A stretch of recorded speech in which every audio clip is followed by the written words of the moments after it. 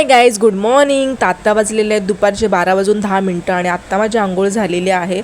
एवढा लेट हो तर गणूचंच आमचं चालू असं नाश्ता आंघोळ वगैरे, आणि मग त्याच्या पुढे तो रेडी झाल्याच्यानंतर मग माझं आंघोळ वगैरे असते.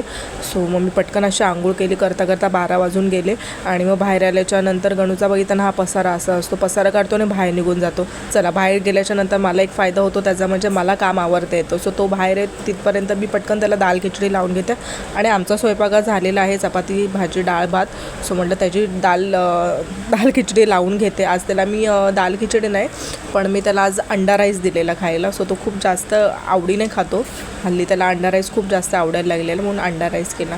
आणि मग काय, बाहेर येऊन बघते तर त्याचे फ्रेंड्स लोक आले होते. आणि आज काय माहिती गणूला काय झालं होतं, त्याने आज बड्डेचे बूट काढले होते घालण्यासाठी.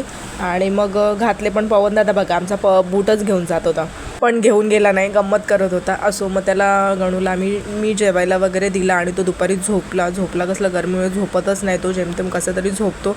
आणि मग संध्याकाळी उठल्याच्यानंतर त्याला नाश्ता वगैरे दिला. नाश्ता भरवल्याच्यानंतर त्याला आधी रेडी केला आणि बाहेर खेळण्यासाठी सोडला. मी पण चहा वगैरे पिली आणि देन मग काय लागली कामासाठी, घराच्या कामासाठी. घरची कामं आपली कधी ती संपणारी नाही आहेत. तर इथे तुम्हाला ड्रेस चेंज दिसत असेल, कारण की ना गाईज मी जे घातलं होतं ना ते जीन्सचं होतं, त्यामुळे जाम गरम होतं. सो मला ना टी शर्टच घालायला आवडतं. मग मी टी शर्ट घातलं, त्याला चपाती वगैरे बनवली आणि मग दोघं पण आम्ही मस्त रेडी झालो आणि गेलो होतो. आज शिवजयंती होती. सो तिथीनुसार शिवजयंती खूप जल्लोषात कल्याणमध्ये साजरी झालेली आहे.